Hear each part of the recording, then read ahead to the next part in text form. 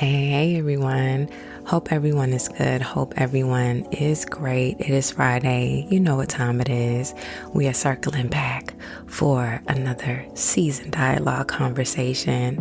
Again, going into the weekend, if you got plans, I hope that they are just as grand as you wanted them to be. I hope you, get to meet new people, or if you haven't seen people in a while, you get to connect with them. If you don't have much planned, I surely hope that you take some time to reset, refocus, get yourself together. Just take that opportunity to just rest your body and your mind.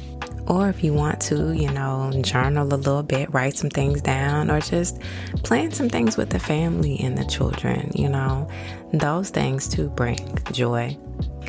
For this Friday, I don't want to hold it long because on Monday I do want to start fresh and anew, but this came into my spirit and I really wanted to share this with you guys. And it has to do with self-awareness, self-being, and just accepting what is. One of the things that I've really been intentionally working on and just seeing through is being self-aware of, number one, who I am and my actions, and maybe my actions towards certain people, more importantly, my family. So one of the things that I have, but we've done this for a while, and I spoke of this when I was talking about toxic parents, is allowing my children to be open with me about certain things, because even when we think that we have gotten it right, there's always someone to tell us, no, you didn't quite do that the way you think you did. And the thing about, sitting in the space of being in our bodies is that we see ourselves one way, but others see us differently. So I became self-aware of some of the things that I did when my children began to express things that they noticed about me. Now, again, I'll say I have boys, so I don't have the experience with girls, but my boys would often tell me, "Mama, we know you love us, but you in some ways can be very, very overprotective." And, my way of explaining it is, the world is different, blah, blah, blah. I got to know where you are, boom, boom, boom. And I'm offering all of these, what I feel like is knowledgeable statements.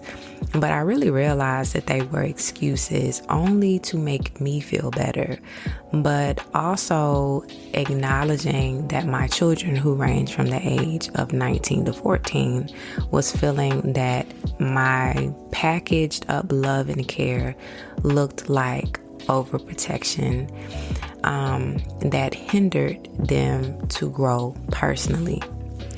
There has always been a fear that I, as a person, and I know that many women and men can attest to this when it comes to their children, that you lack in some kind of capacity, which would turn into it being shown in ways through your children. So, for instance, for me, I felt like if I wasn't engaged with my boys and wasn't active in their lives, then it would turn into, in their adulthood, a feeling as if mama wasn't there enough or mama didn't spend time. So I overcompensated because in my mind I was like, I got to do this, I got to do that. I have to be there because I don't want them to have these feelings. The other thing that I would do is because my mother was not one who, she wasn't one who to say, I love you. And that was just who she was. Like, she didn't say, I love you. I would have loved for it to be verbalized and shared with me. But I didn't get it. And I knew that that was something that I was missing.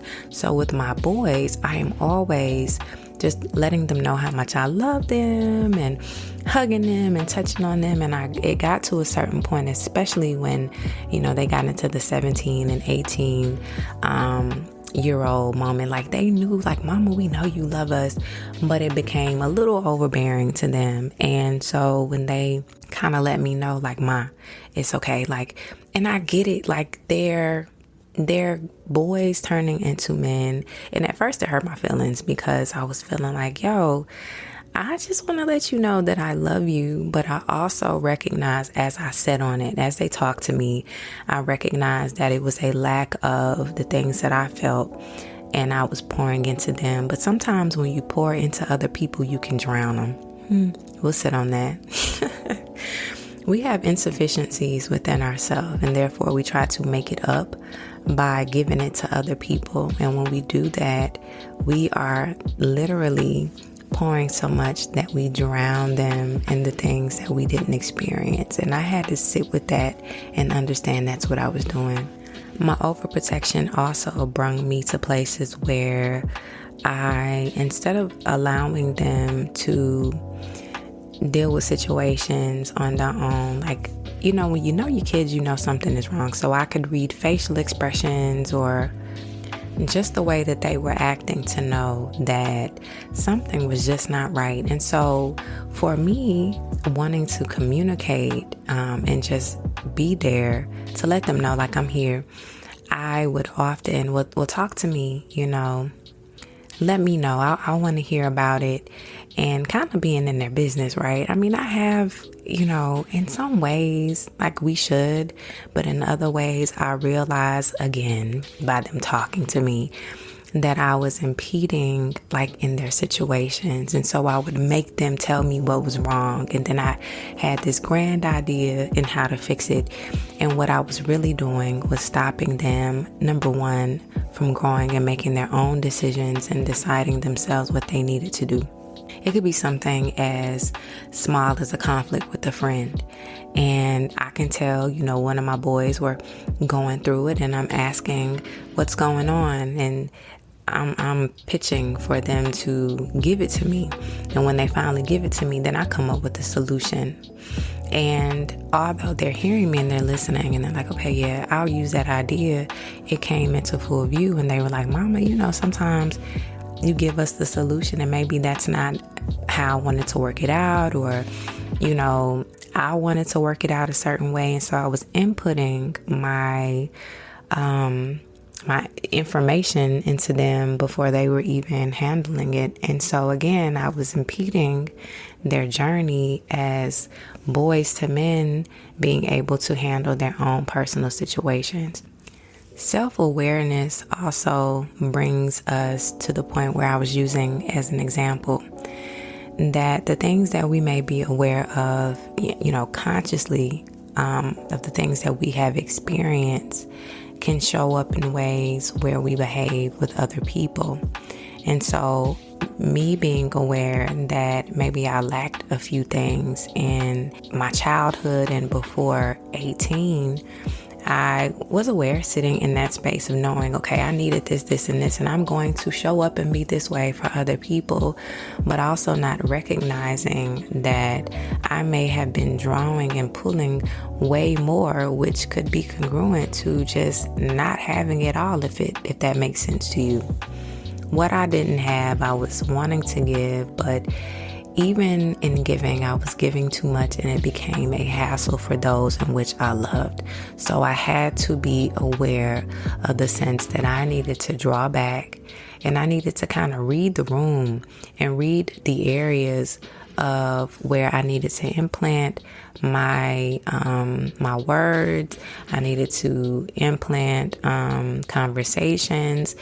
I needed to just read people and understand that maybe the notions that I was speaking on wasn't really welcome. Also, in the beginning, we talked a lot about our journey and going into moving from one place to another, and knowing that we are now creating a space of a newfound us, and being aware of who we were, number one, and who we are moving away from through maturity and wisdom, but also acknowledging that this was who we were. And maybe because we are moving into a different place, we still have to be aware of the instances in which our old self can show up. So I'll describe it like this. If your low point was, I'm just throwing this out here, that you abused drugs, and people knew that, you stayed high, right? That was the thing. You stayed high. And your highness could be caused by things that you were dealing with and not wanting to deal with it. So you stayed on that plane of being high. And then you got a light bulb event and you realize, like, I don't want to live like this anymore. Things about you began to change and you wanted better for your life because you wanted to be just sitting in a space of just coming back to you again. And now you're bridging and you're moving. You ain't picked up whatever it was that would, maintain your high, and you're feeling great. You're feeling good. Things are on the up and up. And then you go into a situation that is a stressor. Because remember, before then, it was so much easier after you took that break and you realized, oh, I can do it without, the things that got me high. You were living a good life, and that's usually how it happens. You're not really given other things to depend on. So now, it's open space, and now you got a stressor in your life. You have to be aware, self-aware, that the reason of picking up whatever it was to get you to that high point was based on a stressor or things that you were dealing with. So now what are you going to do? And being aware and understanding the linkage between why it was that you done some of the things that you did into operating in a position of, okay, I got to do better and I'm not going to do this anymore, will set you in a way in which you will operate in this newfound person. So when that stressor comes, you're not picking up whatever it is that maintained this highness. It is, oh, I got to deal with it. Like, this is my first time in a long time with dealing with a stressed situation. And therefore, I am intentionally going to move into this point where I am aware of who I am. And I'm not allowing this to prevent me from my growth. We also tapped in, with relationships as well. If you are aware of just how you show up in your relationship or your marriage with a certain person, it could be, your attitude, or it can be your lack of just giving or being available for them. That awareness that has now brought you into looking at yourself, seeing yourself as who you really are, having that reflection of you should change some parts and some courses of you. Because again, when we look at ourselves one way and we experience ourselves one way. And in our head, we think we're right. But it takes for someone else to tell us and call us out on our BS for us to understand, okay, this is who we are. And I always say, this is a very truthful statement I have found. When people who don't even associate with each other seem to tell you the same thing about yourself, you might want to take heed into what they're saying, because they are showing you the genuine and honest ways in which you work, the ways in which you behave, and ways in which you show up, which would, assist in helping you be aware of who you really are. And speaking of self-awareness, don't take what people are saying to you in truth as a feeling of them not loving you. What I've learned with people who really, really, really, really love us is that they are truthful in their walk and their talk with us, that they are doing so because they see the greatness within us and they want us to just embody what it is in which they see for us. But sometimes we can be reluctant to hear the things and truth that people have to say to us because we feel it as a knock to our ego or just a knock to us personally, when in fairness, they're only speaking truth because they see the things that are pulling us down. And so allowing yourself to come down a notch again, because we stay on this high horse of thinking, we know all, to be able to come down a notch and just listen to those who only want what's best for us will give us a sense of, number one, comfortableness in listening to those who really care for us And also just the comfortableness of learning that beside and outside of ourselves, we are and appearing as a different person, which is a learning tool for us to do better. Again, I said I wasn't going to hold you for a long time, but I did want to give you those little jewels for us to be aware of the way in which we show up. Number one, for ourselves and outside of ourselves, and just taking in what other people are telling us, and to be aware that they're not doing it to hurt us or to make us feel any type of way. They're doing so that we are aware of who we are, so that we can become the best versions of ourselves. I hope this weekend, again, gives you everything that you've been wanting to get out of it. I hope that you continue to listen into the podcast. I have some things coming up. I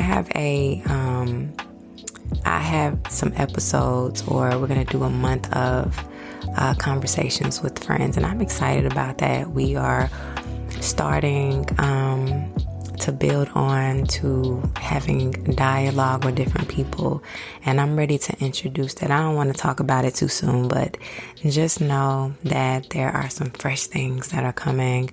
If there's any episode that sticks out to you and you want to share it with someone, please do.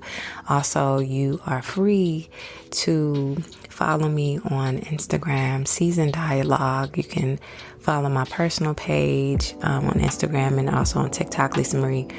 I love the feedback from everyone. Thank you so much again for just tapping in and just being here with me in this space. I enjoy the talks. I enjoy just being here, and I enjoy the space. So thank you. And I'll see you guys on Monday. All right. Peace.